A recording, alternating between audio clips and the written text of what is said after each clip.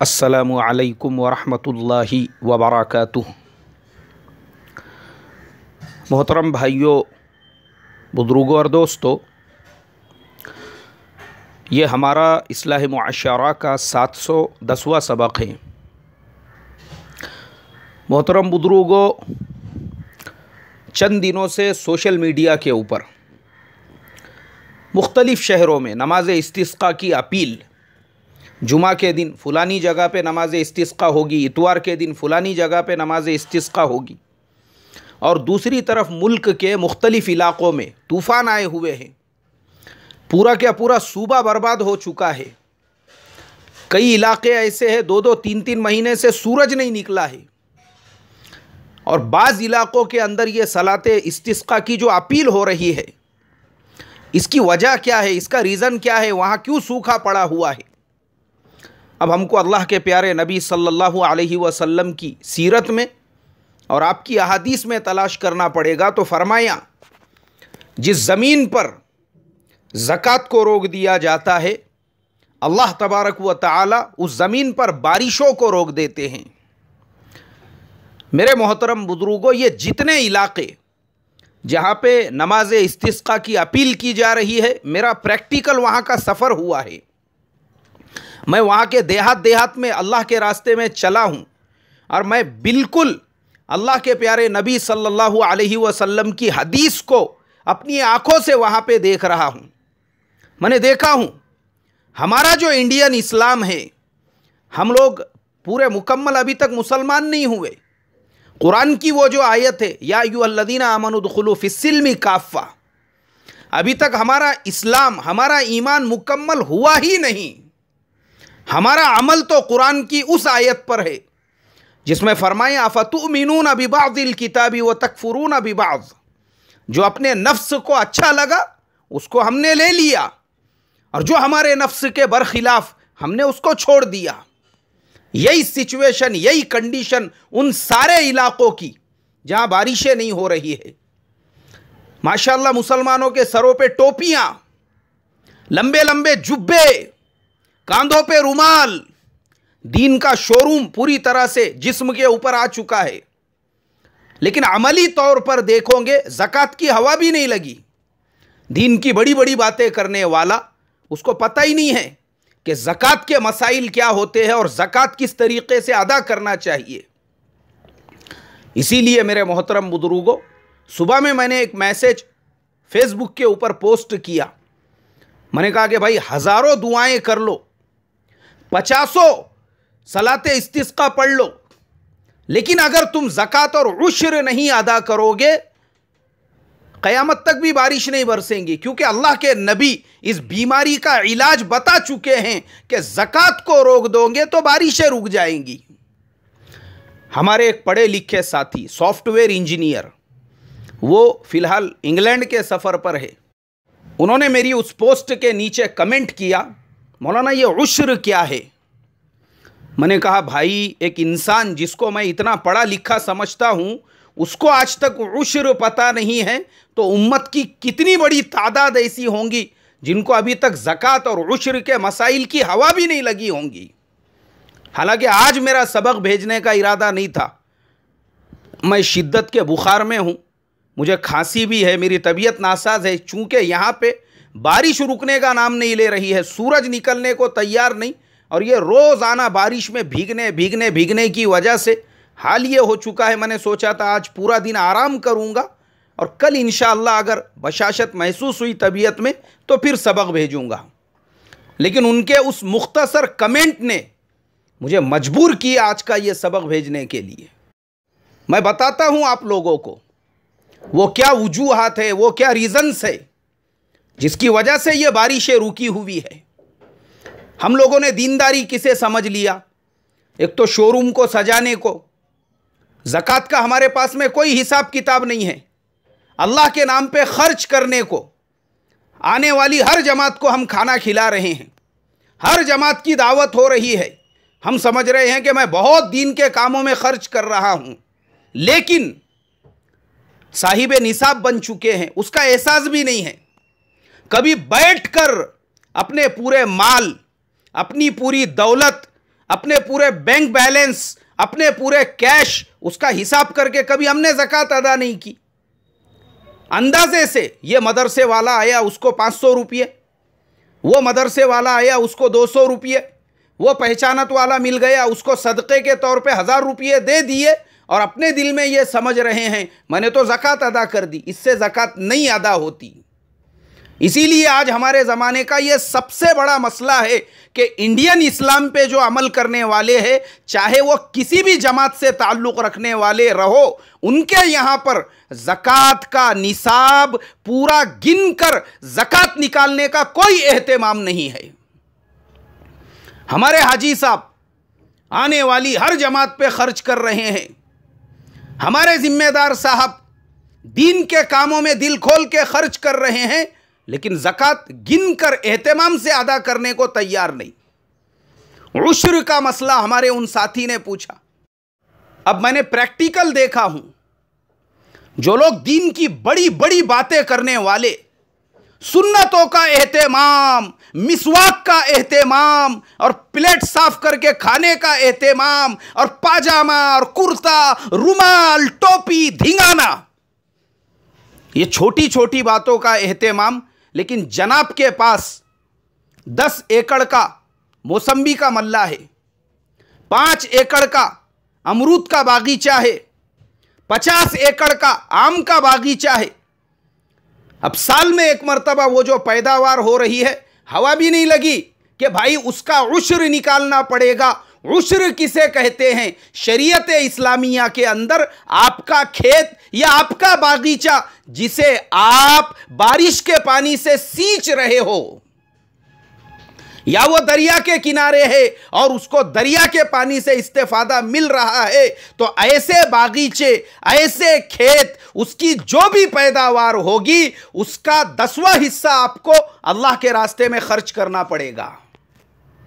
मिसाल के तौर पर एक बागीचा, एक खेत, वो सिर्फ बारिश के पानी से सींचा जाता है, या दरिया के किनारे है और दरिया के पानी से उसमें तरबूज की, खरबूज की, ककड़ी की, फल फ्रूट की पैदावार हो रही है, या आम अनाज उसके अंदर पैदा किया जा रहा है, तो 10 थैले या 10 क्विंटल आपको होता है, उस पे 1 क्विंटल आपको अलग निकालना पड़ेगा। यह उसकी ज़कात है, इसी को उश्र कहा जाता है।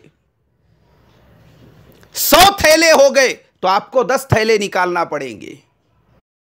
और इसी तरीके से अगर आपके अपने खेत में, अपने बागीचे के अंदर खुद का कुआं है, बोरवेल है, आप उसके जरिए से दरख्तों को पानी देते हैं, उसके जरिए से कपास की पैदावार हो रही है, उसके जरिए से तुअर और मूंग की पैदावार हो रही है, तब आपके लिए 20 क्विंटल पे 1 क्विंटल निकालना जरूरी है, 5वां हिस्सा।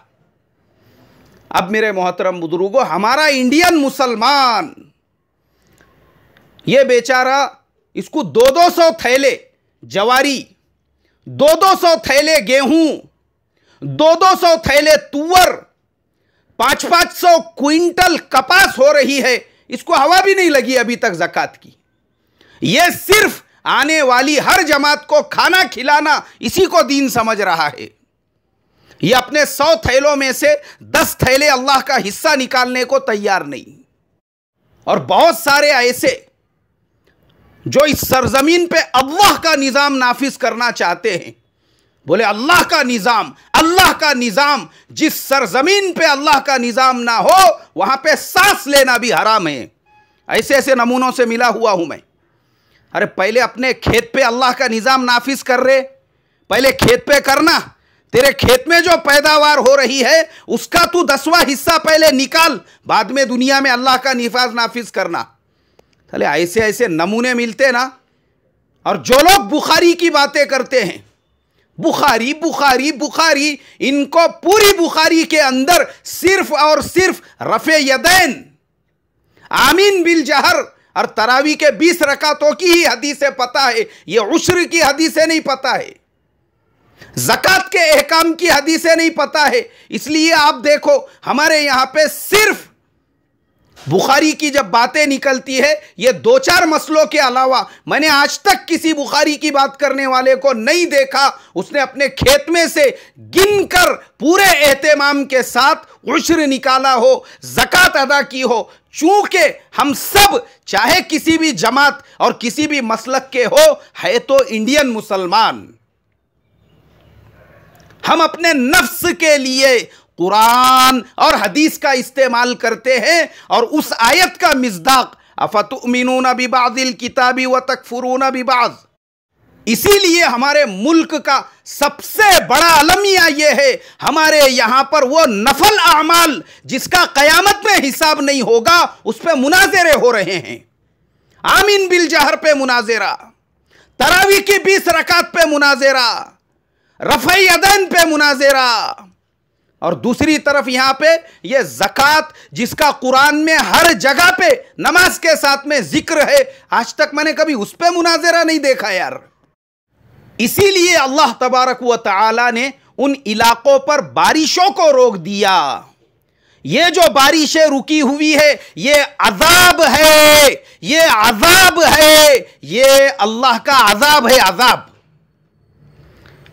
मेरे प्यारे आका सल्लल्लाहु अलैहि वसल्लम 1450 साल पहले जब फरमा कर चले गए कि ज़कात को रोक दोगे तो हम बारिशों को रोक देंगे, तुमने ज़कातों को रोक दिया, तुमने उश्र को रोक दिया, इसलिए यह अजाब आया हुआ है। पढ़ो सलातुल इस्तिस्का, जाओ मैदानों में और गिड़गिड़ाओ अल्लाह के सामने। जब तक बीमारी का जो इलाज है, जो रियल मेडिसिन है वो इस्तेमाल नहीं करोगे और दूसरी मेडिसिन जिंदगी भर लेते रहोगे, रत्ती बराबर फायदा नहीं होगा। यहां पे शरीयत इस्लामिया के अंदर इतने बारीक बारीक मसले हैं ज़कात के, और यह हमारा मियाँ भाई चाहे किसी भी जमात का हो, इसको हवा भी नहीं लगी हवा, इसने खाली पैसों की ज़कात को ज़कात समझ लिया, बस उसके अलावा इसको पता नहीं है कि खेत की भी ज़कात निकालना पड़ेगी, खेत में जो पैदावार है उसकी भी ज़कात निकालनी पड़ेगी, नहीं मालूम इसको। अरे मेरे भाई, शरीयत इस्लामिया के अंदर तो अगर तेरे पास भैंसों का तबेला है, बकरियों का रेवड़ है, उसके ऊपर भी ज़कात फर्ज है। इसलिए कि कभी पूछा ही नहीं ना इसने उलामा से, मुफ्तियों से कभी पूछा ही नहीं, मेरे पास 200 भैंसों का तबेला है, इसका क्या मसला है, मेरे पास 1000 बकरियों का रेवड़ है, इसका क्या मसला है। और शरीयत यहां पे ये कहती है अगर तेरे पास भैंसे और गाय है, हर 30 भैंस और गाय के ऊपर तेरे ऊपर 1 साल का बछड़ा वो ज़कात में निकालना फर्ज है, और अगर वो 40 को पहुंच जाते हैं तो फिर 2 साल तुझे निकालना पड़ेगा। और यहां इसके पास तो 200 भैंसों का तबेला है, नहीं मालूम ही नहीं है इसको खाली जमात को खाना खिलाना पता है, और ज़कात के मसले सीखने को भी कौम तैयार नहीं। मैं देखता हूं बहुत सारे ग्रुप्स में जब मैं मसले मसाइल वगैरह डालता हूं, फौरन नीचे लोग वार्निंग दे देते हैं, बोले इस ग्रुप में सिवाय 6 नंबर के 7वें नंबर की अगर कोई बात करेगा उसको रिमूव कर दो यहां से। क्यों नहीं, सीखना भी नहीं चाहते, बोले हम अपने उतने कुएं के अंदर ही रहना चाहते हैं, हमको जरूरत नहीं है मसाइल सीखने की। अल्लाह ये जिहालत, ये अंधेपन से हमारी हिफाजत फरमाए। ये क्या है, ये मसले सीखने को तैयार नहीं, और अगर कोई सिखाना चाहे बोले यहां पे बात होगी तो सिर्फ और सिर्फ दावत की बात होगी, उसके अलावा कोई दूसरी बात डालता है या वक्त के अपने बड़े से बड़े आलिम दीन की भी बात डालता है, उसको निकालो बोले बाहर। ये तंग नजरी, ये यहूदियत है, यहूदियत ये तंग नजरी को यहूदियत कहते हैं। अल्लाह मेरी तुम्हारी हिफाजत फरमाए। हर एक ने अपना अपना दायरा बना लिया, कोई बुखारी के बाहर निकलना नहीं चाहता, कोई अल्लाह का निजाम नाफिज करना चाहता है लेकिन अपने जिंदगी में नहीं, इस सरजमीन के ऊपर। इसलिए मेरे मोहतरम बुजुर्गों, वो इलाके के उलामा और मुफ्तियों से मैं दरखास्त करूंगा जो आज सोशल मीडिया के ऊपर इस नमाज इस्तिस्का के मैसेज चला रहे हैं, हजरत नमाज इस्तिस्का की दरखास्त बाद में करो, पहले अपने इलाके के लोगों के अंदर ज़कात देने का जज्बा पैदा करो, पहले अवेयरनेस पैदा करो, अवेयरनेस। कौम को जगाओ, बताओ उनको कि तुम्हारे ऊपर अपने माल की ज़कात फर्ज है, कारोबार के सामाने तिजारत की ज़कात फर्ज है, भैंसों के तबेले पे ज़कात फर्ज है, बकरियों के रेवड़ पे ज़कात फर्ज है, कपास पर, तुअर पर, मूंग पर, जवारी पर, बाजरी पर, यहां तक कि तुम जो फल फ्रूट अपने बागात में पैदा कर रहे हो उस पर भी ज़कात फर्ज है। वो मां बहनें जो आधा आधा किलो सोना पहनकर घरों में बैठी हुई है, अरे उनके ऊपर भी तो ज़कात फर्ज है। ज़कात को रोकोगे और खाली नमाज इस्तिस्का पढ़ो पढ़ो पढ़ो, नमाज इस्तिस्का। अल्लाह मेरी तुम्हारी हिफाजत फरमाए। मोहतरम बुजुर्गों, ज़रूरत नमाज इस्तिस्का से ज़्यादा ज़कात के मसाइल को उम्मत के अंदर आम करने की है। अल्लाह मुझे, आपको और पूरी उम्मत मुस्लिमा को अमल करने वाला बनाए। अस्सलामु अलैकुम व रहमतुल्लाहि व बरकातुहू।